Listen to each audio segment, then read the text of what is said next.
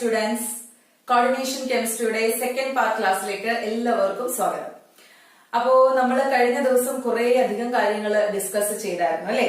Coordination compounds എന്താണെന്ന് പറഞ്ഞു, അതിലെ ഓരോ പാർട്ട് ബൈ പാർട്ട് ആയിട്ട് പറഞ്ഞു, വെർണേഴ്സിന്റെ തിയറി പറഞ്ഞു, അതേപോലെ types of ligands, nomenclature, oxidation number calculate ചെയ്യുന്നത്, ഇങ്ങനെ കുറെ അധികം കാര്യങ്ങൾ നമ്മൾ കോർഡിനേഷൻ കെമിസ്ട്രിനെ കുറിച്ച് പരിചയപ്പെട്ടിരുന്നു അല്ലെ. അപ്പോൾ ഇന്ന് നിങ്ങൾക്ക് പഠിക്കാനുള്ളത് കോർഡിനേഷൻ കോമ്പൗണ്ട്സിന്റെ ഐസോമെറിസം ആണ്. ഐസോമെറിസം ഇൻ കോർഡിനേഷൻ കോമ്പൗണ്ട്സ് ആണ് ഇന്ന് നിങ്ങൾക്ക് പഠിക്കാനുള്ള പോർഷൻ എന്ന് പറയുന്നത്. ഓക്കെ, അപ്പം ഐസോമെറിസം നിങ്ങൾക്ക് അറിയാവുന്ന കാര്യമാണ്. അതേപോലെ തന്നെ ഓർഗാനിക് കെമിസ്ട്രിയിൽ നിങ്ങൾ ഐസോമെറിസം പഠിച്ചിട്ടുമുണ്ട് അല്ലെ. അപ്പൊ ഐസോമെറിസത്തിന്റെ ഡെഫിനിഷൻ എന്താണ്? യെസ്, നിങ്ങൾ പഠിച്ചിട്ടുള്ളത് molecules that having same molecular formula അല്ലെങ്കിൽ chemical formula but with different properties എന്നാ പഠിച്ചിട്ടുള്ളത് അല്ലെ. അതായത് ഒരേ കെമിക്കൽ ഫോർമുല ആയിരിക്കും, പക്ഷെ എന്താണ് പ്രോപ്പർട്ടീസിൽ ഡിഫറൻസ് വരും. പ്രോപ്പർട്ടീസ് എന്ന് ഉദ്ദേശിക്കുന്നത് ഇപ്പൊ ഓർഗാനിക് കോമ്പൗണ്ട്സ് ആണെങ്കിൽ അവരുടെ ചെയിനിൽ ഡിഫറൻസ് വരാം, പൊസിഷണൽ ഡിഫറൻസ് വരാം, ഫങ്ഷണൽ ഗ്രൂപ്പിൽ ഡിഫറൻസ് വരാം. ഇങ്ങനെയൊക്കെ വെച്ചിട്ടാണ് നിങ്ങൾ പഠിച്ചത്. അങ്ങനെ ഡിഫറെന്റ് ടൈപ്സ് ഓഫ് ഐസോമെറിസം നിങ്ങൾ മനസ്സിലാക്കിയിട്ടുണ്ട്. അതുപോലെ നമ്മുടെ കോർഡിനേഷൻ കോമ്പൗണ്ട്സിനും എന്തുണ്ട്? ഐസോമെറിസം പോസിബിൾ ആണ്. പക്ഷേ കോർഡിനേഷൻ കോമ്പൗണ്ട്സിൽ പ്രധാനമായിട്ടും ടു ടൈപ്സ് ഓഫ് ഐസോമെറിസം ആണ് ഉള്ളത്. ഏതൊക്കെയാണ്? First one is structural isomerism, അതേപോലെ second one is stereoisomerism. Okay, അപ്പോൾ കോർഡിനേഷൻ കോമ്പൗണ്ട്സിലെ ഐസോമെറിസത്തിന്റെ ഡെഫിനിഷനിൽ വ്യത്യാസമൊന്നുമില്ല, സെയിം തന്നെയാണ്. Compounds having same molecular formula or chemical formula but with different properties എന്നുള്ളതാണ്. And isomerism of coordination compounds is of two types. ഏതൊക്കെയാണ്? Structural isomerism and stereo isomerism. ഇനി ഇവർക്ക് വീണ്ടും ഫർദർ ക്ലാസിഫിക്കേഷൻസ് ഉണ്ട്, അപ്പൊ അതിലേക്ക് നമുക്ക് പോകാം. ഓക്കെ, അപ്പൊ ഫസ്റ്റ് നമ്മൾ പോകുന്നത് സ്ട്രക്ചറൽ ഐസോമെറിസത്തിലേക്കാണ്. ഓക്കെ, സ്ട്രക്ചറൽ ഐസോമെറിസത്തിന് തന്നെ ഫർദർ ക്ലാസിഫിക്കേഷൻസ് ഉണ്ട്. ഏതൊക്കെയാണ് കൊടുത്തേക്കുന്നത്? Ionisation isomerism, coordination isomerism, linkage isomerism, and last one is hydrate or solvate isomerism. അപ്പൊ നമ്മള് സ്ട്രക്ചറൽ ഐസോമെറിസത്തിനെ വീണ്ടും നാലായിട്ട് എന്ത് ചെയ്യുന്നുണ്ട്? ക്ലാസിഫൈ ചെയ്യുന്നുണ്ട്. ഇനി ഇതിലെ ഓരോന്നും എങ്ങനെയാണെന്നുള്ളത് നമുക്ക് പരിചയപ്പെടാം. അതിന് വിത്ത് എക്സാമ്പിൾസ് ഉണ്ട്. ഓക്കെ, അപ്പൊ നമുക്കത് നോക്കാം. So the first category of structural isomerism is ionization isomerism. Okay, then what is ionization isomerism? This isomerism is occurring due to the exchange between the groups present inside and outside of the coordination sphere. അതായത് ionisation isomerism ഉണ്ടാവുന്നത് നമ്മുടെ coordination sphere അറിയാമല്ലോ. Coordination സ്ഫിയറിന്റെ അകത്തും പുറത്തും കിടക്കുന്ന ഗ്രൂപ്പുകളെ പരസ്പരം exchange ചെയ്യുന്നതിലൂടെ ഉണ്ടാകുന്ന ഐസോമെറിസമാണ് ഏത്? അയണൈസേഷൻ ഐസോമെറിസം എന്ന് പറയുന്നത്. ഓക്കെ, അപ്പൊ അതിനൊരു എക്സാമ്പിൾ ഇവിടെ കൊടുത്തിട്ടുണ്ട്. CONH3 5 times BrSO4. അപ്പൊ നിങ്ങൾ കോർഡിനേഷൻ സ്ഫിയറിന്റെ ഉള്ളിൽ നോക്കിയാൽ മതി. അതിനകത്ത് ഏതൊക്കെയാണ് ലിഗാൻസ് കിടക്കുന്നത്? NH3 5 times കിടപ്പുണ്ട്, അതേപോലെ തന്നെ ബ്രോമിനും കിടപ്പുണ്ട്. നമ്മുടെ കൗണ്ടർ അയോൺ ആയിട്ട് ആരാണ് വന്നേക്കുന്നത്? സൾഫേറ്റ് ഗ്രൂപ്പ് കൗണ്ടർ അയോൺ ആയിട്ട് വന്നിട്ടുണ്ട്. അപ്പൊ ഇതിന്റെ അയണൈസേഷൻ ഐസോമർ എഴുതാൻ ചോദിച്ചാൽ എന്ത് ചെയ്യണം? കോർഡിനേഷൻ സ്ഫിയറിന്റെ ഉള്ളിൽ കിടക്കുന്ന ഗ്രൂപ്പിനെ, അതായത് ഒരു ഗ്രൂപ്പിനെ നമ്മൾ എന്ത് ചെയ്യണം? കൗണ്ടർ അയോണുമായിട്ട് എക്സ്ചേഞ്ച് ചെയ്യണം. അതായത് ബ്രോമിൻ ആണ് ഏറ്റവും അറ്റത്ത് കിടക്കുന്നത് അല്ലെ. അപ്പൊ ബ്രോമിനും സൾഫേറ്റ് ഗ്രൂപ്പും കൂടിയാണ് നമ്മൾ എന്ത് ചെയ്യുന്നത്? എക്സ്ചേഞ്ച് ചെയ്യുന്നത്. അപ്പൊ ഇയാളുടെ അയണൈസേഷൻ ഐസോമർ നമുക്ക് എങ്ങനെ കിട്ടും? CONH3 5 times SO4. കോർഡിനേഷൻ സ്ഫിയറിന്റെ പുറത്തായിട്ട് ബ്രോമിൻ കിട്ടും. അപ്പൊ മനസ്സിലായല്ലോ. ഇങ്ങനെയാണ് നമ്മൾ ഒരു കോമ്പൗണ്ട്, ഒരു കോർഡിനേഷൻ കോമ്പൗണ്ടിന്റെ അയണൈസേഷൻ ഐസോമർ കണ്ടെത്തുന്നത്. അപ്പൊ ഒരിക്കൽ കൂടെ പറയാം, അയണൈസേഷൻ ഐസോമർ എന്ന് പറയുമ്പോൾ എങ്ങനെയാണ് ഉണ്ടാവുന്നത്? കോർഡിനേഷൻ സ്ഫിയറിന്റെ ഉള്ളിലും പുറത്തുമായിട്ടുള്ള ഗ്രൂപ്പ്സിനെ പരസ്പരം എക്സ്ചേഞ്ച് ചെയ്യുന്നതിലൂടെ ഉണ്ടാകുന്ന ഐസോമെറിസം ആണ് എന്ത്? അയണൈസേഷൻ ഐസോമെറിസം എന്ന് പറയുന്നത്. അപ്പൊ നിങ്ങൾക്ക് ഞാൻ മറ്റൊരു എക്സാമ്പിൾ ഇവിടെ കൊടുത്തിട്ടുണ്ട്. CrNH3 5 times CO3 Cl, പുറത്ത് Cl ആയിട്ട്. അപ്പൊ കോർഡിനേഷൻ സ്ഫിയറിന്റെ ഉള്ളിൽ CO3 നിങ്ങൾക്ക് കാണാനായിട്ട് സാധിക്കും. CO ത്രൈസ് ആണ് ഉദ്ദേശിക്കുന്നത് കേട്ടോ. അപ്പൊ CO ത്രൈസ് കാണാൻ പറ്റും. അതേപോലെ തന്നെ പുറത്ത് Cl ഗ്രൂപ്പ് ആണ് നമ്മുടെ കൗണ്ടർ അയോൺ എന്ന് പറയുന്നത്. അപ്പൊ ഇയാളുടെ അയണൈസേഷൻ ഐസോമർ എങ്ങനെ എഴുതാം? യെസ്, ആ ഗ്രൂപ്പുകളെ പരസ്പരം എന്ത് ചെയ്താൽ മതി? എക്സ്ചേഞ്ച് ചെയ്താൽ മതി. അപ്പൊ CO ത്രൈസ് കാർബണൈൽ ഗ്രൂപ്പിനെ നമ്മൾ കൗണ്ടർ അയോണാക്കി മാറ്റുക, പകരം ക്ലോറിനെ നമ്മൾ എന്ത് ചെയ്യുക? കോർഡിനേഷൻ സ്ഫിയറിന്റെ ഉള്ളിലേക്ക് കൊണ്ടുവരിക. അപ്പോൾ എന്ത് കിട്ടും? CrNH3 5 ടൈംസ് Cl എന്നുള്ളത് നമ്മുടെ കോർഡിനേഷൻ സ്ഫിയറിന്റെ ഉള്ളിലായിട്ടും CO ത്രൈസ് എന്നുള്ളത് കോർഡിനേഷൻ സ്ഫിയറിന്റെ പുറത്തായിട്ടും കിട്ടും. അപ്പൊ അതാണ് ഇയാളുടെ അയണൈസേഷൻ ഐസോമർ എന്ന് പറയുന്നത്. അപ്പൊ അയണൈസേഷൻ ഐസോമറിസം എങ്ങനെയാണെന്നുള്ള കാര്യം മനസ്സിലായല്ലോ. Okay, so the next category of structural isomerism is coordination isomerism. അപ്പം സ്ട്രക്ചറൽ ഐസോമറിസത്തിന്റെ അടുത്ത കാറ്റഗറി എന്ന് പറയുന്നത് എന്താണ്? കോർഡിനേഷൻ ഐസോമറിസം ആണ്. എന്താണ് coordination isomerism? This isomerism arises due to the exchange of ligands between anionic and cationic entities of different metal ions in a complex. അതായത് ഒരു കോംപ്ലക്സിനുള്ളില് നമുക്ക് ലിഗാൻസ് അറ്റാച്ച് ചെയ്തിട്ടുണ്ടല്ലോ. യെസ്, അപ്പൊ ഡിഫറെന്റ് മെറ്റൽ അയോൺസിലേക്ക് അറ്റാച്ച് ചെയ്തിരിക്കുന്ന ലിഗാൻസിനെ നമ്മൾ എന്ത് ചെയ്യുന്നു? ഇന്റർചേഞ്ച് ചെയ്യുന്നു. നേരത്തെ നമ്മൾ അയണൈസേഷൻ ഐസോമറിസത്തില് ഒരു കോർഡിനേഷൻ സ്ഫിയറിനുള്ളിലും പുറത്തുമുള്ള ഗ്രൂപ്പ്സ് തമ്മിലാണ് ഇന്റർചേഞ്ച് ചെയ്തത്. പക്ഷെ ഇവിടെ ഡിഫറെന്റ് മെറ്റൽ അയോൺസിലേക്ക് അറ്റാച്ച് ചെയ്തിരിക്കുന്ന ലിഗാൻസിനെ പരസ്പരം ഇന്റർചേഞ്ച് ചെയ്യുമ്പോഴാണ് നമുക്ക് ഏത് ഐസോമറിസം കിട്ടുന്നത്? കോർഡിനേഷൻ ഐസോമറിസം കിട്ടുന്നത്. അപ്പൊ അതിന്റെ എക്സാമ്പിൾ പറയുമ്പോൾ നിങ്ങൾക്ക് ഒന്നുകൂടെ മനസ്സിലാവും. നോക്കിക്കേ, രണ്ട് കോർഡിനേഷൻ ഗ്രൂപ്പ് ഞാൻ തന്നിട്ടുണ്ട്. ഒന്നാമത്തേത് CONH3 6 ടൈംസും അതേപോലെ തന്നെ രണ്ടാമത്തേത് CrCN 6 ടൈംസും.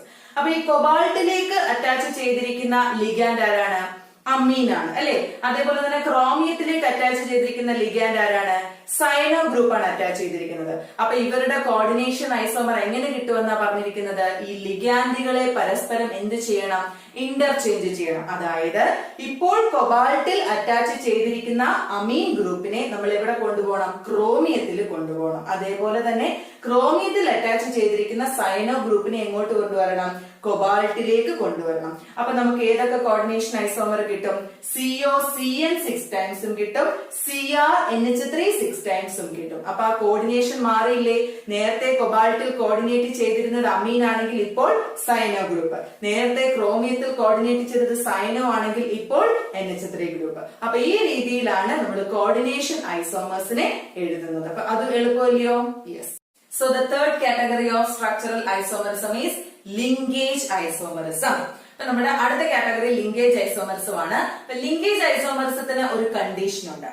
ആംഫിഡൻഡേറ്റ് ലിഗാൻഡ്സ് ഉള്ള കോർഡിനേഷൻ കോമ്പൗണ്ട്സ് മാത്രമാണ് ഏത് ഐസോമറിസം കാണിക്കുന്നത്? ലിങ്കേജ് ഐസോമറിസം കാണിക്കുന്നത്. ഓക്കെ, അപ്പൊ linkage isomerism shows only the coordination compounds containing ambidentate ligand. Okay, ഇനി എങ്ങനെയാണ് ലിങ്കേജ് ഐസോമറിസം എന്ന് പറഞ്ഞാൽ ആ പേര് സൂചിപ്പിക്കുന്നത് പോലെ തന്നെ two different അല്ലെങ്കിൽ two possible methods of linkage of ligands to central metal atom. അതായത് നമ്മുടെ സെൻട്രൽ മെറ്റൽ ആറ്റത്തിലേക്ക് രണ്ട് മെത്തേഡിലൂടെ എന്ത് ചെയ്യും? നമ്മുടെ ലിഗാൻഡ് അറ്റാച്ച് ചെയ്യും. അതുവഴി ഉണ്ടാകുന്ന ഐസോമറിസം ആണ് ഏത്? ലിങ്കേജ് ഐസോമറിസം എന്ന് പറയുന്നത്. അപ്പൊ അതിന് ഇവിടെ ഒരു എക്സാമ്പിൾ കൊടുത്തിട്ടുണ്ട്. CONH3 5 ടൈംസ് NO2 Cl2 എന്ന് പറഞ്ഞൊരു എക്സാമ്പിൾ കൊടുത്തിട്ടുണ്ട്. അപ്പൊ ആദ്യത്തെ കോർഡിനേഷൻ കോമ്പൗണ്ട് നോക്കിക്കേ, അവിടെ കൊബാൾട്ടിലേക്ക് അറ്റാച്ച് ചെയ്തിരിക്കുന്നത് NH3 എന്ന ലിഗാൻഡും അറ്റാച്ച് ചെയ്തിട്ടുണ്ട്, NO2 എന്ന ലിഗാൻഡും അറ്റാച്ച് ചെയ്തിട്ടുണ്ട്. അപ്പൊ NO2 നിങ്ങൾക്കറിയാം ആംഫിഡൻഡേറ്റ് ലിഗാൻഡിന് എക്സാമ്പിൾ ആണ്. അതിനു മുന്നേ ഒരു കാര്യം ചോദിക്കട്ടെ, എന്തായിരുന്നു ആംഫിഡൻഡേറ്റ് ലിഗാൻഡ് എന്ന് പറയുന്നത്? യെസ്, മോണോഡെൻഡേറ്റ് ലിഗാൻഡിന്റെ ഒരു എക്സെപ്ഷണൽ കേസ് ആണെന്ന് നമ്മൾ പഠിച്ചായിരുന്നു. എന്ന് വെച്ചാൽ എന്താണ്? യെസ്, ഒന്നിൽ കൂടുതൽ ഡോണർ ആറ്റംസിലൂടെ നമ്മുടെ സെൻട്രൽ മെറ്റൽ അയോണിലേക്ക് എന്ത് ചെയ്യാൻ പറ്റും? ലിങ്ക് ചെയ്യാനായിട്ട് സാധിക്കും. പക്ഷെ അത് മോണോഡെൻഡേറ്റിൽ വരുന്നതാണ്, അതിന്റെ ഒരു എക്സെപ്ഷണൽ ആണ്. അതുകൊണ്ടാണ് നമ്മൾ ആംഫിഡെൻഡേറ്റിന്റെ കാറ്റഗറിയിൽ കൊണ്ടുവന്നതെന്നൊക്കെ പറഞ്ഞിരുന്നു. അപ്പൊ നോക്കിക്കേ, ഇവിടെ നമ്മൾ NO2 ലിഗാൻഡ് വെച്ചിട്ടുണ്ട്. അപ്പൊ ആദ്യത്തെ കോർഡിനേഷൻ കോംപ്ലക്സ് നോക്കിയാൽ നിങ്ങൾക്ക് മനസ്സിലാകും NO2 ലിഗാൻഡിൽ നൈട്രജൻ വഴിയാണ് നമ്മുടെ സെൻട്രൽ മെറ്റൽ അയോണിലേക്ക് കോർഡിനേഷൻ നടത്തിയിരിക്കുന്നത് ആണല്ലോ. അതേസമയം അതിന്റെ അടുത്ത ഗ്രൂപ്പ്, അടുത്ത കോർഡിനേഷൻ കോമ്പൗണ്ട് നോക്കിക്കേ, CONH3 5 ടൈംസ് ONO Cl2 എന്നാണ്. അവിടെ ആര് വഴിയാണ് ലിങ്കേജ് നടത്തിയിരിക്കുന്നത്? ഓക്സിജൻ വഴിയാണ് അല്ലെ. അപ്പൊ ആദ്യത്തെ കോർഡിനേഷൻ കോമ്പൗണ്ടിനകത്തില് നൈട്രജൻ വഴിയാണ് എന്ത് ചെയ്തിരിക്കുന്നത്? കോർഡിനേഷൻ ലിങ്കേജ് നടത്തിയിരിക്കുന്നത്. രണ്ടാമത്തെ കോർഡിനേഷൻ കോമ്പൗണ്ടില് ഓക്സിജൻ വഴിയാണ് ലിങ്കേജ് നടത്തിയിരിക്കുന്നത്. അപ്പൊ രണ്ട് പോസിബിൾ മെത്തേഡിലൂടെ എന്ത് ചെയ്തിട്ടുണ്ട്? ലിഗാൻഡ് സെൻട്രൽ മെറ്റൽ ആറ്റത്തിലേക്ക് ബോണ്ട് ചെയ്തിട്ടുണ്ട്. അപ്പൊ ഇതിനെ വിളിക്കുന്ന പേരാണ് എന്ത്? ലിങ്കേജ് ഐസോമറിസം എന്ന് പറയുന്നത്. ഓക്കെ, അപ്പൊ നിങ്ങൾക്ക് എക്സാമിന് ചോദിക്കാവുന്ന ഒരു ക്വസ്റ്റ്യൻ, ഒരു കോർഡിനേഷൻ കോമ്പൗണ്ട് തരും, എന്നിട്ട് ചോദിക്കും ലിങ്കേജ് ഐസോമറിസം പോസിബിൾ ആണോ എന്ന് ചോദിക്കും. അങ്ങനെ ഇപ്പൊ നിങ്ങൾ ശ്രദ്ധിക്കേണ്ട ഒരു കാര്യം, ഫസ്റ്റ് പോയിന്റ് എന്ന് പറയുന്നത് ആംഫിഡന്റേറ്റ് ലിഗാൻഡ് ആ കോർഡിനേഷൻ കോമ്പൗണ്ടിൽ ഉണ്ടോ എന്ന് നോക്കണം. ഉണ്ടെങ്കിൽ അതിന് ലിങ്കേജ് ഐസോമറിസം പോസിബിൾ ആണെന്ന് പറയാം. അതിന്റെ ഐസോമർ എഴുതിയാൽ മതി. ഇതേപോലെ തന്നെ ആംഫിഡന്റേറ്റ് ലിഗാൻഡിന് എക്സാമ്പിൾ ആയിട്ട് നമ്മൾ വേറൊരു സാധനം കൂടെ പഠിച്ചായിരുന്നു, SCN ഗ്രൂപ്പ് എന്ന് പറയുന്നത് അല്ലെ, തയോസൈനേറ്റ് ഗ്രൂപ്പ് പഠിച്ചായിരുന്നു. അപ്പൊ സൾഫർ വഴിയും അയാൾക്ക് പോസിബിൾ ആണ്, അതേപോലെ തന്നെ നൈട്രജൻ വഴിയും പോസിബിൾ ആണ്. അപ്പൊ SCN ഗ്രൂപ്പ് ഉണ്ടെങ്കിൽ നമുക്ക് എന്ത് ചെയ്യാൻ പറ്റും, അതേപോലെ തന്നെ ലിങ്കേജ് ഐസോമറിസം കാണിക്കാനായിട്ട് സാധിക്കും. അതേപോലെ തന്നെ CN ഗ്രൂപ്പിൽ നമുക്കത് കാണിക്കാനായിട്ട് സാധിക്കും. മനസ്സിലായല്ലോ? Okay. So the last category of structural isomerism is hydrate isomerism or solvate isomerism. ആ പേര് കേൾക്കുമ്പോൾ തന്നെ ഏതാണ് ഒരു റിലേഷൻ നിങ്ങൾക്ക് തോന്നുന്നത്? ഹൈഡ്രേറ്റ് എന്ന വാക്ക് നമ്മൾ എവിടെയാണ് യൂസ് ചെയ്യുന്നത്? യെസ്, വാട്ടർ മോളിക്യൂൾ പ്രസന്റ് ആണെങ്കിൽ നമ്മൾ ഹൈഡ്രേറ്റ് എന്ന വാക്ക് യൂസ് ചെയ്യും അല്ലെ? യെസ്, അത് തന്നെയാണ് ഇവിടെയും. ഈ ഐസോമറിസത്തിനെ നമ്മൾ ഹൈഡ്രേറ്റ് ഐസോമറിസം എന്ന് വിളിക്കുന്നത് ഇവിടെ വാട്ടർ സോൾവെന്റ് ആയിട്ട് വരുന്നത് കൊണ്ടാണ്. ഓക്കെ, അപ്പൊ ഈ ഐസോമറിസം ഉണ്ടാവുന്നത് എങ്ങനെയാണ്? Arises due to the difference in number of water molecules present inside and outside of the coordination complex. അതായത് ഒരു കോർഡിനേഷൻ കോംപ്ലക്സ് എടുത്താൽ അതിനുള്ളിലും പുറത്തുമായിട്ടുള്ള വാട്ടർ മോളിക്യൂൾസിന്റെ നമ്പറിൽ വരുന്ന ഡിഫറൻസ് മൂലമാണ് ഈ ഹൈഡ്രേറ്റ് ഐസോമറിസം ഉണ്ടാകുന്നത്. അപ്പൊ അതിന് ഞാൻ ഇവിടെ ഒരു എക്സാമ്പിൾ കൊടുത്തിട്ടുണ്ട്. CrH2O 6 times Cl2 എന്ന് പറഞ്ഞൊരു എക്സാമ്പിൾ ഇവിടെ കൊടുത്തിട്ടുണ്ട്. അപ്പൊ ഇതിന്റെ ഹൈഡ്രേറ്റ് ഐസോമറിസം ഉണ്ടാവണമെങ്കിൽ ഇപ്പൊ നിങ്ങൾ നോക്കിയാൽ മനസ്സിലാവും, ഈ കോർഡിനേഷൻ സ്ഫിയറിനുള്ളിൽ എത്ര വാട്ടർ മോളിക്യൂൾ ഉണ്ട്? 6 വാട്ടർ മോളിക്യൂൾ നിങ്ങൾക്ക് കാണാം അല്ലെ? അപ്പൊ ഇതിന്റെ ഹൈഡ്രേറ്റ് ഐസോമറിസം എഴുതാൻ പറഞ്ഞാൽ ഒരു വാട്ടർ മോളിക്യൂളിനെ നിങ്ങൾ എന്ത് ചെയ്യണം? കോർഡിനേഷൻ സ്ഫിയറിന്റെ പുറത്ത് കൊണ്ടുപോകണം. അപ്പൊ കോർഡിനേഷൻ സ്ഫിയറിന്റെ പുറത്ത് എത്രയുണ്ട്? 3 ക്ലോറിൻ കിടപ്പുണ്ട്. അപ്പൊ അകത്തുനിന്ന് ഒരു വാട്ടർ മോളിക്യൂള് പുറത്തേക്ക് പോകുമ്പോൾ പുറത്തുള്ള ഒരു ക്ലോറിൻ എങ്ങോട്ട് കൊണ്ടുവരണം? കോർഡിനേഷൻ സ്ഫിയറിന്റെ ഉള്ളിലേക്ക് കൊണ്ടുവരണം. അങ്ങനെ ഒരു എക്സ്ചേഞ്ച് ആണ് നമ്മൾ നടത്തുന്നത്. വാട്ടർ മോളിക്യൂൾസും കൗണ്ടർ അയോണും തമ്മിലുള്ള ഒരു എക്സ്ചേഞ്ച് ആണ് നമ്മൾ അവിടെ നടത്തുന്നത്. അപ്പൊ നമുക്ക് എങ്ങനെ കിട്ടും? നേരത്തെ ഉള്ളിൽ 6 H2O മോളിക്യൂൾ ഉണ്ടെങ്കിൽ ഇപ്പോൾ കോർഡിനേഷൻ സ്ഫിയറിന്റെ ഉള്ളിൽ എത്ര ഉണ്ട്? അടുത്ത കോമ്പൗണ്ട് നോക്കിയാൽ 5 വാട്ടർ മോളിക്യൂളുള്ളൂ. പകരം എന്ത് പറ്റി?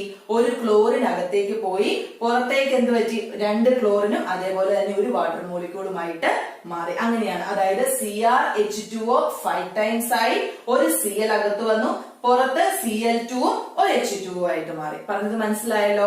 അപ്പൊ അതാണ് എപ്പോഴും നമ്മൾ ശ്രദ്ധിക്കേണ്ടത്. ഹൈഡ്രേറ്റ് ഐസോമറിസം ആകുമ്പോൾ വാട്ടർ മോളിക്യൂൾസിന്റെ നമ്പറിൽ വരുന്ന ഡിഫറൻസ് ആണ് അവിടെ നമ്മൾ നോട്ട് ചെയ്യേണ്ടത്, കോർഡിനേഷൻ സ്ഫിയറിന്റെ ഉള്ളിലും കോർഡിനേഷൻ സ്ഫിയറിന്റെ പുറത്തുമായിട്ട്. അപ്പൊ നിങ്ങൾക്ക് ഒരു ഐസോമർ അല്ലെങ്കിൽ ഒരു മോളിക്യൂൾ തന്നിട്ട് അതിന്റെ ഹൈഡ്രേറ്റ് ഐസോമർ എഴുതാൻ ചോദിച്ചാൽ, അല്ലെങ്കിൽ ഹൈഡ്രേറ്റ് ഐസോമറിസം ഇത് കാണിക്കുമോ എന്ന് ചോദിച്ചാൽ ആദ്യം നിങ്ങൾ ചിന്തിക്കേണ്ടത് എന്താണ്? അവിടെ വാട്ടർ മോളിക്യൂൾ ഉണ്ടോ എന്ന് നോക്കണം. അത് മനസ്സിലാക്കിയതിനു ശേഷം അകത്തുള്ള വാട്ടർ മോളിക്യൂളിനെ പുറത്തുള്ള പുറത്തുള്ള അയോണുമായിട്ട് എന്ത് ചെയ്താൽ മതി? എക്സ്ചേഞ്ച് ചെയ്താൽ നമുക്ക് അയാളുടെ ഹൈഡ്രേറ്റ് ഐസോമർ കിട്ടും. ഹൈഡ്രേറ്റ് ഐസോമറിസത്തിന്റെ മറ്റൊരു പേരെന്താണ്? Solvate isomerism. വാട്ടർ സോൾവെന്റ് ആയിട്ട് യൂസ് ചെയ്യുന്നത് കൊണ്ടാണ് നമ്മൾ അങ്ങനെ വിളിക്കുന്നത്. അപ്പൊ ഇതോടുകൂടി നമ്മുടെ സ്ട്രക്ചറൽ ഐസോമറിസത്തിന്റെ 4 കാറ്റഗറിയാണ് അവിടെ കഴിഞ്ഞത്. അയണൈസേഷൻ ഐസോമറിസം, അതേപോലെ coordination isomerism, linkage isomerism, and the last one is solvate or hydrate isomerism. 4 മനസ്സിലായല്ലോ? വളരെ ഇമ്പോർട്ടന്റ് ആണ്. ഓക്കെ, അപ്പൊ കോർഡിനേഷൻ കോമ്പൗണ്ട്സ് കാണിക്കുന്ന അടുത്ത ടൈപ്പ് ഓഫ് ഐസോമറിസം ഏതാണെന്നാ പറഞ്ഞത്? സ്റ്റീരിയോ ഐസോമറിസം ആണെന്ന് പറഞ്ഞു അല്ലെ? അപ്പൊ ഈ സ്റ്റീരിയോ ഐസോമറിസത്തിനും ഫർദർ ക്ലാസിഫിക്കേഷൻ ഉണ്ട്. Stereoisomerism can be classified into 2 types. ഏതൊക്കെയാണ്? Geometrical isomerism and optical isomerism. അപ്പൊ സ്റ്റീരിയോ ഐസോമറിസത്തിനെ വീണ്ടും നമുക്ക് 2 ആയിട്ട് ക്ലാസിഫൈ ചെയ്യാം. ഒന്ന് ജിയോമെട്രിക്കൽ ഐസോമറിസം, അതേപോലെ തന്നെ ഓപ്റ്റിക്കൽ ഐസോമറിസം. അപ്പൊ ഇനി ഓരോന്നും എന്തൊക്കെയാണെന്നുള്ളത് നമുക്കൊന്ന് നോക്കാം. So the first category of stereo isomerism is geometrical isomerism. ഈ geometrical isomerism നിങ്ങൾ വേറെ എവിടെയെങ്കിലും കേട്ടിട്ടുണ്ടോ? ഉണ്ട്, ഓർഗാനിക് കെമിസ്ട്രിയിൽ കേട്ടിട്ടുണ്ട് അല്ലെ? കഴിഞ്ഞ പ്രാവശ്യം നിങ്ങൾ ഓർഗാനിക് കെമിസ്ട്രിയുടെ ഒരു ഇൻട്രൊഡക്ഷൻ പാർട്ട് പഠിക്കുന്ന സമയത്ത് ഹൈഡ്രോ കാർബൺസിനകത്തിൽ നിങ്ങൾ എന്ത് ചെയ്തു? ജിയോമെട്രിക്കൽ ഐസോമറിസം കേട്ടിട്ടുണ്ട്. എവിടെയായിരുന്നു? ആൽക്കീൻസിന്റെ കേസിലാണ് അല്ലെ? ആൽക്കീൻസ് എന്ത് ചെയ്യുന്നുണ്ട്? ജിയോമെട്രിക്കൽ ഐസോമറിസം പ്രോസസ് ചെയ്യുന്നവരാണെന്ന് പറഞ്ഞു. എന്ന് പറഞ്ഞ പോലെ നമ്മുടെ കോർഡിനേഷൻ കെമിസ്ട്രിക്കകത്തില് സ്റ്റീരിയോ ഐസോമറിസത്തിന്റെ ഫസ്റ്റ് കാറ്റഗറിയാണ് എന്ത്? ജിയോമെട്രിക്കൽ ഐസോമറിസം എന്ന് പറയുന്നത്. ഇവിടുത്തെ കണ്ടീഷൻ എന്ന് പറയുന്നത്, ഇവിടെ ഈ ജിയോമെട്രിക്കൽ ഐസോമറിസം കാണിക്കുന്നത് ഏതൊക്കെ കോംപ്ലക്സുകളാണെന്ന് അറിയാമോ? നമ്മൾ ഡിഫറെന്റ് ജിയോമെട്രീസ് ഒന്ന് പരിചയപ്പെട്ടായിരുന്നു കോർഡിനേഷൻ പോളിഹെഡ്രോൺ പറഞ്ഞ സമയത്ത് അല്ലെ? അപ്പോൾ 4 കോർഡിനേറ്റ് ആയിട്ടുള്ള സ്ക്വയർ പ്ലാനാർ കോംപ്ലക്സും 6 കോർഡിനേറ്റ് ആയിട്ടുള്ള ഒക്ടാഹെഡ്രൽ കോംപ്ലക്സുമാണ് എന്ത് കാണിക്കുന്നത്? ജിയോമെട്രിക്കൽ ഐസോമറിസം കാണിക്കുന്നത്. അതായത് 4 കോർഡിനേഷൻ നമ്പറുള്ള സ്ക്വയർ പ്ലാനാർ കോംപ്ലക്സ് സ്ട്രക്ചർ നമ്മൾ കണ്ടതാണ്. അതേപോലെ തന്നെ 6 കോർഡിനേഷൻ നമ്പറുള്ള ഒക്ടാഹെഡ്രൽ കോംപ്ലക്സുകൾ. ഈ 2 കോംപ്ലക്സുകൾ മാത്രമാണ് എന്ത് കാണിക്കുന്നത്? ജിയോമെട്രിക്കൽ ഐസോമറിസം കാണിക്കുന്നത്. ഓക്കെ, അപ്പൊ നമ്മൾ സെൻട്രൽ മെറ്റൽ അയോണിന് ചുറ്റും ലിഗാൻസിനെ പല ജോമെട്രിയിൽ അറേഞ്ച് ചെയ്യുന്നു, പല ഷേപ്പിൽ അറേഞ്ച് ചെയ്യുന്നതിലൂടെയാണ് നമുക്ക് ഏത് ഐസോമറിസം കിട്ടുന്നത്? ജിയോമെട്രിക്കൽ ഐസോമറിസം കിട്ടുന്നത്. ഓക്കെ, അപ്പൊ ഞാൻ നിങ്ങൾക്ക് ഇവിടെ ഒരു എക്സാമ്പിൾ കൊടുത്തിട്ടുണ്ട്. PT NH3 twice Cl twice. Okay, അപ്പൊ ഇവിടെ 2 ലിഗാൻഡ് ഉണ്ടല്ലോ. സെൻട്രൽ മെറ്റൽ ആറ്റം ആരാണ്? പ്ലാറ്റിനം ആണ്. 2 ലിഗാൻസ് ആരൊക്കെയാണ്? 2 ടൈപ്പ് ഓഫ് ലിഗാൻസ് ഉണ്ട്. ഏതൊക്കെയാണ്? അമീന് നിങ്ങൾക്ക് കാണാം, അതേപോലെ തന്നെ ക്ലോറിനെ നിങ്ങൾക്ക് കാണാം, അല്ലെ? അപ്പൊ ഇയാളെ ഇതിൽ 4 കോർഡിനേറ്റ് അല്ലേ, 4 ലിഗാൻസ് അല്ലേ ഉള്ളൂ? യെസ്. അപ്പൊ ഇയാളെ എങ്ങനെ അറേഞ്ച് ചെയ്തിരിക്കുന്നത് അവിടെ കൊടുത്തിട്ടുണ്ട്. നോക്കിക്കേ, ആദ്യത്തേത് പ്ലാറ്റിനം നമ്മൾ അവിടെ സെൻട്രലിൽ വെച്ചു. അത് സ്ക്വയർ പ്ലാനാർ ആയതുകൊണ്ട് ഒരു സ്ക്വയറിന്റെ 4 കോർണറിലായിട്ടാണ് നമ്മൾ എന്ത് ചെയ്തിരിക്കുന്നത്? അറേഞ്ച് ചെയ്തിരിക്കുന്നത്. അതിൽ നിങ്ങൾക്ക് ആ ബ്ലൂ കളറിൽ കാണാൻ പറ്റുന്നത് എന്താണ്? ക്ലോറിൻ ആണ്. അതേപോലെ തന്നെ യെല്ലോ കളറിൽ അവിടെ എന്ത് കൊടുത്തിട്ടുണ്ട്? അമീൻ ലിഗാൻഡിനെയും കൊടുത്തിട്ടുണ്ട്. ഈ ആദ്യത്തെ സ്ട്രക്ചർ നിങ്ങൾ നോക്കുമ്പോൾ ഒരു പ്രത്യേകത നിങ്ങൾക്ക് മനസ്സിലാകും. നമ്മുടെ സെൻട്രൽ മെറ്റൽ ആറ്റത്തിന്റെ ഒരു സൈഡിൽ സെയിം ഗ്രൂപ്പ്സ് ആണ് വന്നിരിക്കുന്നത്, അല്ലെ? ആദ്യം നിങ്ങൾ പ്ലാറ്റിനത്തിന്റെ ഒരു സൈഡ് നോക്കിക്കേ, ആ ഒരു സൈഡിൽ 2 ക്ലോറിൻ തന്നെയാണ് വന്നിരിക്കുന്നത്, അല്ലെ? അതേപോലെ തന്നെ അപ്പുറത്തെ സൈഡിൽ 2 ഏത് ലിഗാൻഡാ വന്നിരിക്കുന്നത്? അമീൻ ലിഗാൻഡ് തന്നെയാണ് വന്നിരിക്കുന്നത്. ഇത് നിങ്ങൾ പഠിച്ചിട്ടുണ്ട്. എന്താണ്? ഒരേ സൈഡിൽ അഡ്ജസന്റ് ഗ്രൂപ്പ്സ് വന്നാൽ എന്താണ് അതിന്റെ പേര്? സിസ് ഐസോമർ ആണെന്ന് നിങ്ങൾക്ക് നേരത്തെ അറിയാം, ഓർഗാനിക് കെമിസ്ട്രിയിൽ പഠിച്ചിട്ടുണ്ട്. അതേപോലെ തന്നെ കോർഡിനേഷൻ കോമ്പൗണ്ട്സിന്റെ കേസിലും നമ്മളുടെ സെൻട്രൽ മെറ്റൽ ആറ്റത്തിന്റെ ഒരേ സൈഡിൽ ഒരേ ലിഗാൻഡ് ഗ്രൂപ്പ്സ് വന്നാൽ അത് ഏത് ഐസോമർ ആയിരിക്കും? സിസ് ഐസോമർ ആയിരിക്കും. അങ്ങനെയാണെങ്കിൽ അടുത്ത കാറ്റഗറി ഏതായിരിക്കും? Yes, trans isomer. ട്രാൻസ് ഐസോമറിന്റെ കണ്ടീഷൻ എന്തായിരിക്കും? സെൻട്രൽ മെറ്റൽ ആറ്റത്തിന്റെ ഓപ്പോസിറ്റ് സൈഡിലായിട്ടായിരിക്കും ഒരേ ലിഗാൻസ് വരുന്നത്, അല്ലെ? അപ്പൊ നിങ്ങൾക്ക് അവിടെ കാണാം, ക്ലോറിൻ 2 ഓപ്പോസിറ്റ് സൈഡിലല്ലേ വന്നേക്കുന്നത്, NH3 2 ഓപ്പോസിറ്റ് സൈഡിലല്ലേ വന്നേക്കുന്നത്. അപ്പൊ അതാണ് എന്ത്? ട്രാൻസ് ഐസോമർ എന്ന് പറയുന്നത്. മനസ്സിലായല്ലോ?